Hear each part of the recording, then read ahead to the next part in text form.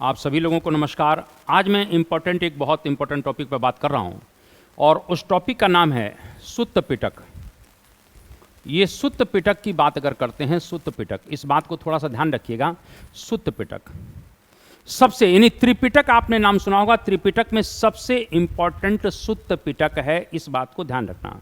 ये सबसे बड़ा भी है, यानी त्रिपिटकों में सबसे बड़ा और सर्वोच्च, त्रिपिटकों में सबसे बड़ा और सर्वोच्च, इस बात को ध्यान रख लेना। सर्वोच्च यानी एक प्रकार से त्रिपिटकों में ये क्या है, तो सबसे बड़ा भी है और सर्वोच्च भी है, महत्वपूर्ण भी लिख सकते हैं, महत्वपूर्ण। इसे बौद्ध धर्म का एनसाइक्लोपीडिया भी कहा जाता है। एनसाइक्लोपीडिया, इसको बौद्ध धर्म का एनसाइक्लोपीडिया भी कहा जाता है।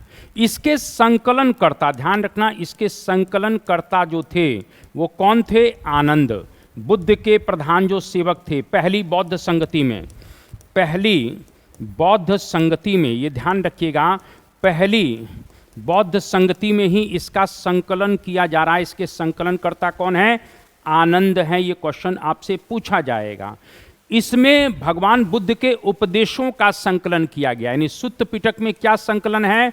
तो भगवान बुद्ध के उपदेशों का संकलन है, उपदेशों का संकलन। इस बात को ध्यान रखना, भगवान बुद्ध के जो उपदेश थे उनको कंपाइल्ड करने का प्रयास सुत्त पिटक में किया गया है। सुत्त पिटक के 5 भाग हैं। तो पहला भाग कौन सा है? तो इस प्रकार से ध्यान रखना, उपदेशों का संकलन, उपदेश वार्तालाप भी कह सकते हैं, वार्तालाप भी कह सकते हैं। क्लियर? अब अपन बात कर लेते हैं। इसमें अगर बात करते हैं तो सुत्त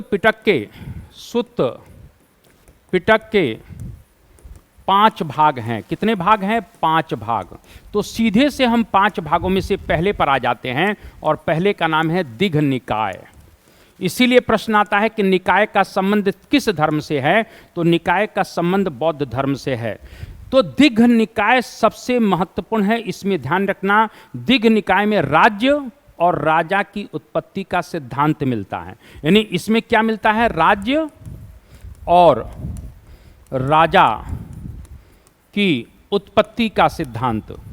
तो इस प्रकार से उत्पत्ति का सिद्धांत मिल रहा है। पहला क्वेश्चन हो गया कि इस प्रकार से राज्य और राजा की उत्पत्ति का सिद्धांत कहाँ मिलता है? सुत्त पिटक में मिलता है। ये भी थोड़ा सा ध्यान रख लेना। क्लियर है? क्योंकि इसी पिटक से मालूम पड़ता था कि राजा का चुनाव भी होता था, इसीलिए राजा को कहीं कहीं महासम्मत भी कहा जाता है। यानी इस पिटक में मालूम पड़ता है कि राजा का क्या होता था? राजा का चुनाव होता था, यानी कुल मिला के महासहमति से, इसीलिए राजा के लिए शब्द किया गया है महासम्मत। तो राजा को कहीं कहीं महासम्मत भी कह दिया, ये ह है, इस बात को ध्यान रखना। तो राजा को महासम्मत भी कहा जाता है। दिघ निकाय का एक भाग सिगालोवाद सुत्त है, जिसमें अशोक के धम्म के गुणों को देखा जाता है, इस बात को ध्यान रखना। यानी इसी दिघ निकाय की बात अगर करते हैं तो दिघ निकाय में ही सिगालोवाद सुत्त आता है। तो ये सिगालोवाद सुत्त, जब आप अशोक का धम्म पढ़ते हैं तो इस तरह से हम कह सकते हैं कि सिगालोवाद सुत्त में ही अशोक के धम्म के सिद्धांत मिलते हैं।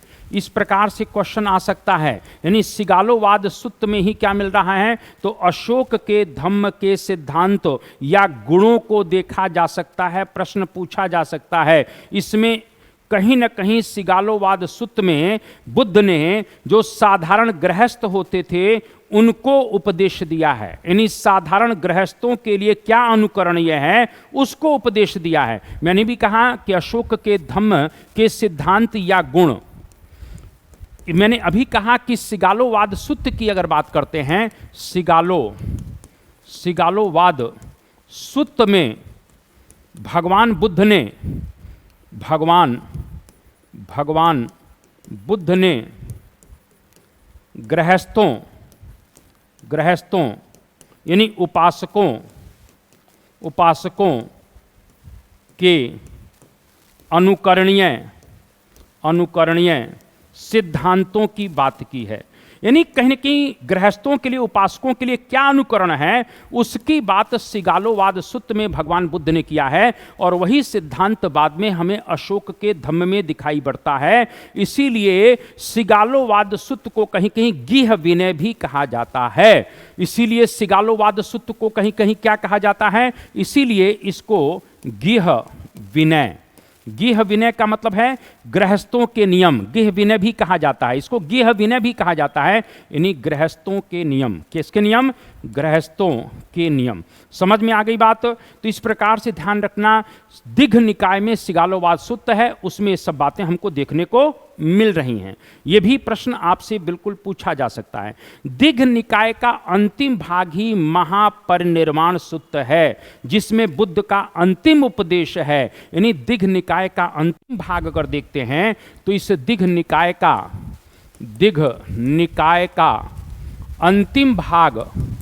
अंतिम भाग कौन सा है, महापरिनिर्वाण सूत्र है। तो इस प्रकार से महापरिनिर्वाण सूत्र है, ध्यान रख लेना, जिसमें महापरिनिर्वाण सूत्र यानी भगवान बुद्ध का महापरिनिर्वाण होने जा रहा है, जिसमें भगवान बुद्ध का अंतिम उपदेश है जो उन्होंने कुशीनगर के परिव्राजक सुभच्छ को दिया था। तो इस महापरिनिर्वाण सूत्र में क्या है, भगवान बुद्ध का अंतिम उपदेश, भगवान बुद्ध का क्या है, अंतिम उपदेश है। किसे दिया था, इन्होंने जो कुशीनगर के परिव्राजक सुभच्छ को दिया था। तो इस प्रकार से सुभच्छ को दिया था, ये थोड़ा सा ध्यान रखना। इस प्रकार से हम लोगों ने इन चीज़ों को पढ़ लिया है। दिघ निकाय की बात करते हैं। मृत्यु से पहले बुद्ध ने अपने शिष्य आनंद से कहा था कि मेरी मृत्यु के पश्चात मेरे अवशेषों का उसी प्रकार स्तूप बनाइए जिस प्रकार चक्रवर्ती राजाओं के अवशेषों पर बनते हैं। नहीं, मेरी मृत्यु के पश्चात मेरे अवशेषों पर उसी प्रकार का स्तूप बनाए जिस प्रकार से चक्रवर्ती राजाओं के अवशेषों पर बनते। इसका मतलब क्या है कि लोग कम से कम उसको देखकर बुद्ध के सिद्धांतों पर चलने का प्रयास करें। इस प्रकार से यह भी प्रश्न आ सकता है कि कहां पर यह बात की गई है। तो दिघ निकाय में इस प्रकार से दिघ निकाय में बुद्ध ने आनंद से कहा। आनंद से क्या कहा है, आनंद से कहा है मेरी मृत्यु के बाद, मेरी मृत्यु के पश्चात, मेरी मृत्यु जब हो जाए उसके पश्चात मेरे अवशेषों पर उसी प्रकार का स्तूप बनाएं, उसी प्रकार का स्तूप बनाएं जैसे चक्रवर्ती सम्राटों के बनते हैं। यानी इस प्रकार से चक्रवर्ती सम्राटों के जिस प्रकार से जो है बड़े बड़े स्मारक बनते हैं, उसी प्रकार से मेरे अवशेषों पर भी इसी प्रकार का कहीं ना कहीं स्तूप बनाया जाना चाहिए। ये भी आपसे बिल्कुल पूछा जा सकता है। इसके बाद आता है मध्यम निकाय। ये भी क्वेश्चन बहुत इंपॉर्टेंट है। अगर हम दूसरे निकाय की बात कर लेते हैं तो दूसरा निकाय कौन सा है, तो मध्यम निकाय। ये ध्यान रखना, मध्यम निकाय। अब ये इस मध्यम निकाय की बात अगर कर लेते हैं, ये दूसरा निकाय है। तो मध्यम निकाय की बात करते हैं तो इसमें प्रसेनजीत का क्या कथन है, कौशल नरेश प्रसेनजीत का, कि बुद्ध भी कौशल के हैं और मैं भी कुलना के। यानी कि यहां पर कौशल नरेश प्रसेनजीत का स्टेटमेंट है, प्रसेनजीत का कथन। तो इस प्रकार से प्रसेनजीत का क्या कथन है, तो प्रसेनजीत का कथन है कि मैं भी कौशल का हूं। इस बात को ध्यान रखना, बुद्ध भी कौशल के हैं और मैं भी। यानी पहला क्या है, बुद्ध भी कौशल के हैं और मैं भी। ये क्वेश्चन आते हैं इसलिए मैं बता रहा हूं। दूसरी बात वो क्या कहता है, इसमें इस बात से इसने एक बात और भी कही है कि बुद्ध 80 वर्ष के हैं और मैं भी, यानी अतः दोनों समान आयु के हैं। यानी ये दूसरी बात कहता है कि बुद्ध 80 वर्ष के हैं और मैं भी, ये क्वेश्चन आ चुका है, अर्थात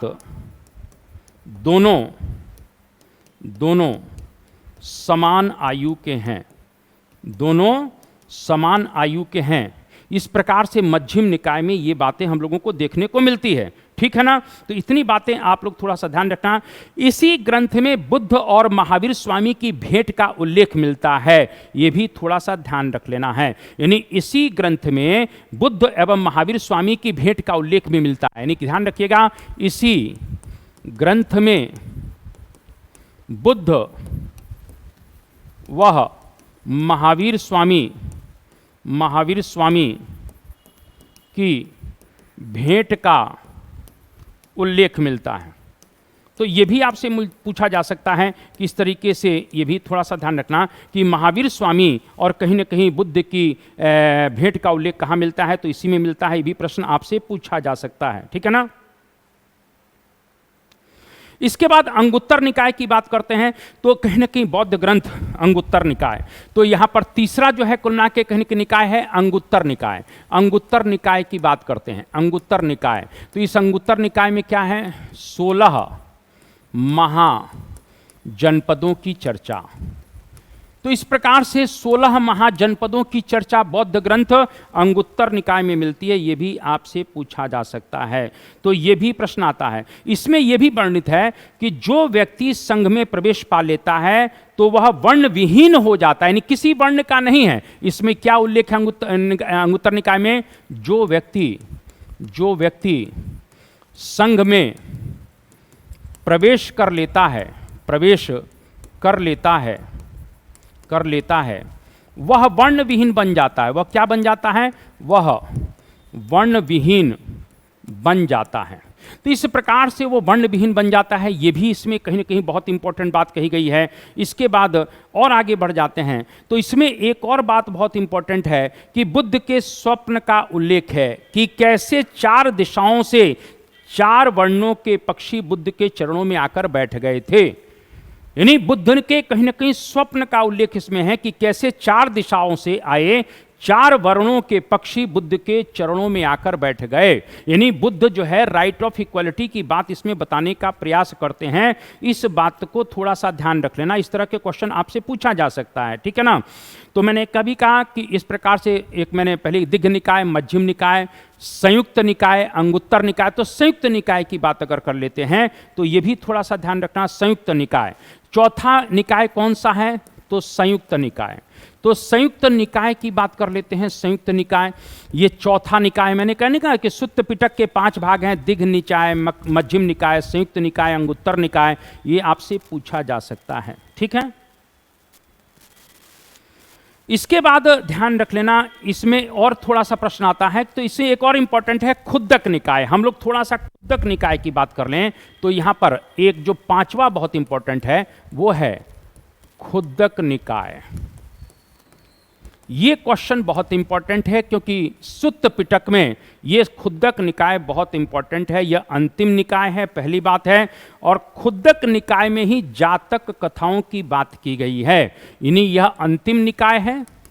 अंतिम निकाय हो गया। चलिए, जातक कथाएं इसमें मिलती हैं, यानी जातक कथाओं का उल्लेख है, कथा का उल्लेख, जातक कथाओं का उल्लेख इसमें मिलता है। ये भी ध्यान रखना, जातक कथाओं कहीं ना कहीं कितनी कथाएं हैं जातक कथाएं, तो 550 हैं। यानी जातक कथाएं हमको कितनी देखने को मिलती हैं, 550 हैं, जिसमें भगवान बुद्ध के पूर्व जन्मों की बातें की गई हैं। तो इसमें भगवान बुद्ध के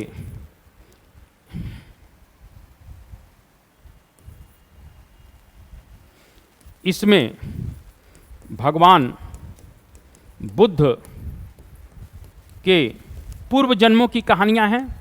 तो पूर्व जन्मों की कहानियां, तो इसमें भगवान बुद्ध के पूर्व जन्मों की कहानियों का उल्लेख मिलता है। ये भी आपसे पूछा जा सकता है, ठीक है ना।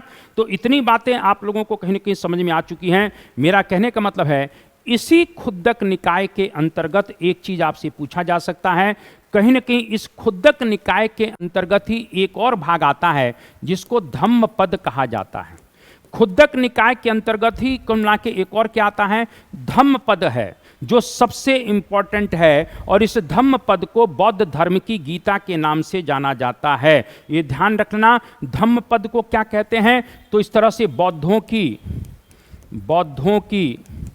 गीता, तो इसको बौद्धों की गीता भी कहा जाता है। ये क्वेश्चन आपसे बिल्कुल पूछा जा सकता है कि इसे बौद्धों की गीता भी कहा जाता है। यह अकेला ऐसा ग्रंथ है जिसमें बौद्ध दर्शन के प्राय सभी सिद्धांतों का वर्णन है। यानी इसमें